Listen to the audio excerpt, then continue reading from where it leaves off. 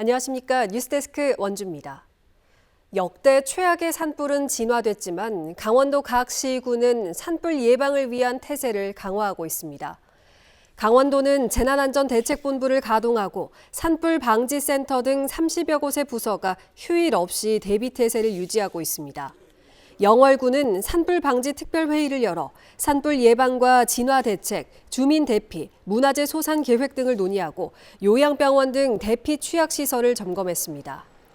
평창군은 지난 26일부터 전 직원의 4분의 1인 100명의 직원들이 순환하며 산불 예찰 활동에 투입되고 있습니다. 강원도가 대형 산불로 이재민이 대거 발생한 경북 청송군에 구호 물품을 긴급 지원했습니다. 바닥 냉기를 막을 수 있는 텐트와 바닥 매트 등 1억 원 상당의 구호품을 보냈고 산불 직후부터 소방장비와 진화 헬기 등의 지원을 이어가고 있습니다. 상진에도 특별재난지역으로 선포된 지역 출신 학생에게 긴급 장학금을 지원하고 학생봉사단이 지역 복구와 이재민 지원에 한의학과는 의료 봉사활동에 나서는 등 피해 주민 돕기에 힘을 보태고 있습니다. 이번 경북 산불 현장에서 숨진 진화대원 3명이 모두 60대였는데요. 강원 지역 산불 진화대원도 평균 연령이 환갑을 넘기면서 고령화 문제가 심각합니다. 산불 진화차도 10년 넘은 노후차가 많아 산불 대응에 비상등이 켜졌습니다. 김준겸 기자가 취재했습니다.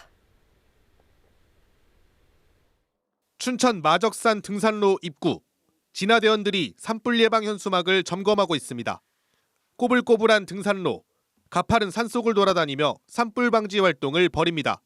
머리가 희끗희끗한 진화대원들의 나이는 모두 60대. 아무래도 조금 고령화되다 보니까 현장에 가서 그 현장 상황에 맞게끔 적절히 그 응급 상황에 대처를 잘 해야 되는데 그 아무래도 좀 방심하시고 상황에 맞게 잘 유기적으로 못 움직이는 것 같습니다. 산불 전문 예방진화대원은 해마다 지자체가 고용합니다. 최저 시급에다 산불이 잦은 봄, 가을에만 한시적으로 뽑습니다. 노인 일자리라 불리는 이유입니다. 강원 지역 진화대원 1,118명의 평균 나이는 환갑을 넘긴 62살. 태백이 69살로 가장 높고 홍천과 철원, 양구가 65살, 춘천이 64살로 평균 연령보다 높습니다. 지난 22일 경남 산청 산불 현장에서 숨진 진화대원 3명도 모두 60대였습니다. 고령의 진화대원을 투입한 지자체들은 바짝 긴장하고 있습니다. 출동 전 진화대원의 건강 상태 확인 및 활동 중 충분한 식수 섭취 및 안전한 활동을 강조하고 있습니다. 진화 장비도 노후가 심각해지고 있습니다. 강원 지역 지자체가 보유한 산불 진화차는 200세대. 이 가운데 20%를 넘는 49대가 생산된 지 10년을 넘었습니다. 춘천 북산면에서 산불이 발생했을 때 가장 먼저 투입되는 진화 차량입니다. 하지만 2014년에 생산돼 산림청이 정한 내구연한 10년을 이미 초과한 상태입니다. 진화 인력은 고령화하고 노후 장비는 느는 상황에서 대형 산불이 해마다 되풀이되고 있습니다. MBC 뉴스 김준겸입니다. 올해부터 초등학교와 중학교에서 코딩 교육이 의무화됐지만 지역에서는 강사를 구하는 것도 어렵습니다. 특히 인구가 적고 고령화된 농촌 지역은 더 어려운데요. 영월의 한 도서관이 지역민을 직접 코딩 강사로 양성하는 교육에 나섰습니다. 이병선 기자입니다. 30대에서 50대까지 다양한 연령대의 지역 주민들이 한자리에 모여 강사의 설명에 귀 기울입니다. 눈과 손이 바쁘게 노트북과 강사의 입을 번갈아 오가는 동안 배움이 더해갑니다. 영유아와 초등학생을 대상으로 코딩 교육을 할 강사를 양성하는 수업입니다. 자, 제가 변수를 뭐라고 설명을 드렸냐면 변화는 수라고 설명을 드렸고 상자의 비유를 해드렸어요. 기억나세요? 영월의 한 도서관이 주 3회씩 6주간 진행하는 이 수업에는 모두 18명의 교육생이 참가하고 있습니다. 자녀 교육에 도움이 될 뿐 아니라 장기적으로 강사로서 활동할 수 있다는 점이 매력입니다. 이제 우리 아이를 대상으로 해서 먼저 제가 코딩을 배워서 가르쳐주고 또 이제 또 직업으로 제가 또 코딩 그 강사로도 활동을 할 수 있으면 참 좋겠다 싶어서 올해부터 초등학교와 중학교에서 코딩 교육이 의무화됐고 방과 후 활동으로도 활발하게 코딩이 이용되고 있지만 농촌 지역에서는 강사를 구하기 어려워 채용도 재공고를 내기 일쑤입니다. 이곳 작은 도서관에서도 방학마다 초등학생을 대상으로 코딩 교육을 하는데 그때마다 수강 인원이 다 찰 정도로 호응이 있지만 지역에 다른 교육시설이 있는 것도 아니다 보니 강사가 절대적으로 부족합니다. 이 때문에 지역민을 직접 교육해 강사로 양성하는 방안을 택하게 된 겁니다. 이곳에서 6주간 교육을 받은 뒤에 자격증을 취득하면 지역에서 강사로 활동할 수 있습니다. 지역의 아이들이 교육적으로 큰 대도시의 그런 아이들과 비교해서 소외되지 않도록 학교에 그렇게 강사님들을 연결해드리고 그렇게 해서 아이들이 교육에 소외됨 없이 잘 교육받을 수 있도록. 지난해 처음 강의를 들었던 교육생 가운데 전업 강사로 활동하는 사람도 나올 만큼 성과를 거두고 있어 향후에도 지역 정보화 교육에 역할을 할 걸로 보입니다. MBC 뉴스 이병선입니다. 전국적으로 수산업 기피 현상이 심해지고 고령화되면서 수산업계도 인력난을 겪고 있는데요. 한국 선원의 빈자리를 외국인들이 채우고 있습니다. 보도에 이하라 기자입니다. 영상통화로 인도네시아 국적 항해사의 안부를 묻습니다. 냉동 참치 운반을 위해 남태평양해가 벌써 2달째 선박에서 지내는 선원들에게 일일이 전화해 건강과 안부를 챙깁니다. Itu istri sama anak-anak suruh pulang nggak Pak? Cepetan pulang gitu. Enggak, kalau itu sih enggak, Mas. Soalnya udah ngerti sih lagi kerja. Iya. Oke deh kalau gitu. Suruh bawa uang yang banyak ya. 원양어업 전문기업인 이 업체가 고용하고 있는 선원은 1,300명. 이 중 한국인 선원은 300명에 불과합니다. 외국인 선원이 1,000여 명에 달하는데 이 중 인도네시아 국적 직원은 60% 정도인 550여 명을 넘어섭니다. 이를 위해 회사는 지난 2017년 같은 국적의 전담 직원을 뽑아 심리 상담 등 고충 관리를 해오고 있습니다. 선원들 돈 벌려고 승선하니까 물론 돈 관련 건 많이 고민하고 있고 승선 기간 관련 건도 고민을 많이 하고 있습니다. 지난해 전국 최초로 한국해양마이스터고에서 외국인 유학생을 받은 것도 이 업체의 요구 때문이었습니다. 산업계는 외국인 유학생을 관리자급 선원으로 성장시켜 3학년 2학기가 되는 내년 하반기 현장에 바로 투입한다는 계획입니다. 우수한 인재를 구하는데 한계가 올 거예요.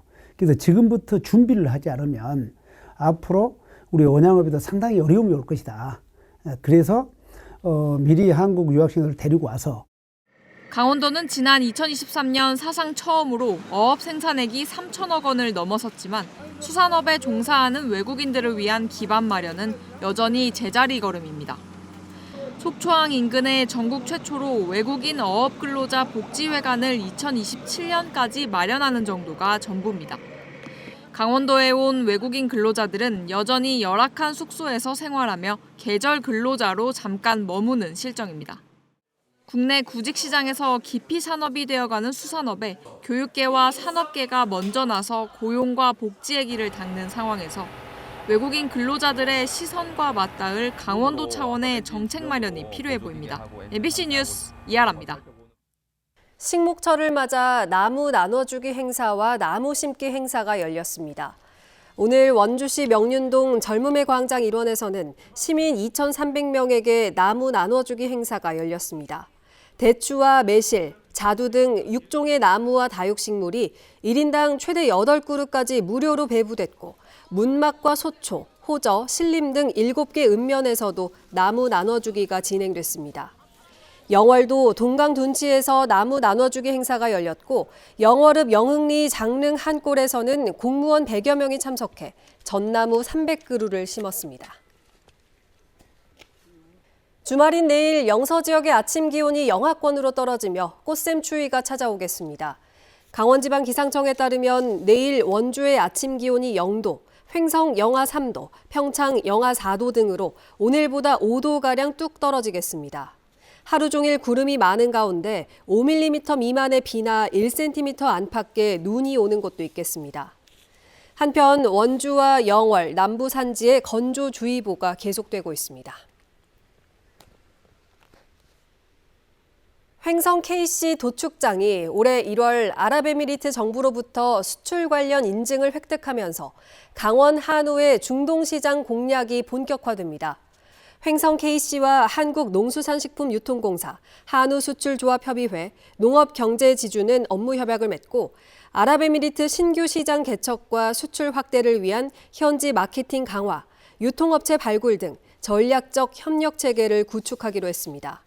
이번 협약으로 강원 한우의 지속적인 수출 기반을 마련하고 강원 한우와 횡성 축협 한우, 홍천 늘푸름 한우 등 도내 대표 한우 브랜드와 협력해 중동 시장 공략을 본격화할 계획입니다.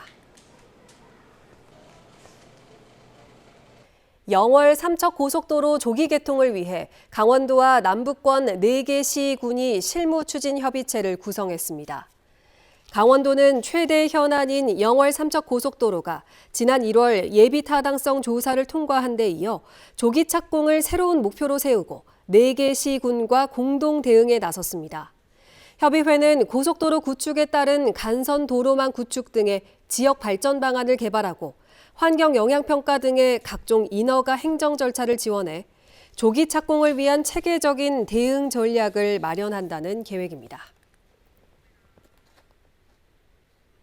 원주시가 전입신고 후 원주 시민이 된 대학생에게 상하반기 각 10만 원씩 연 20만 원의 학자금을 지원합니다. 강릉 원주대와 경동대, 연세대 미래캠퍼스, 상지대, 한라대 등 원주에 위치한 5개 대학 재학생이 지원 대상이며 외국인과 휴학생은 제외됩니다. 상반기 지원은 4월 16일까지 전입신고를 마쳐야 하며 학자금 지원 신청은 5월 1일부터 16일까지 주소지 읍면동 행정복지센터로 방문해 신청하면 됩니다. 지금까지 뉴스데스크 원주였습니다.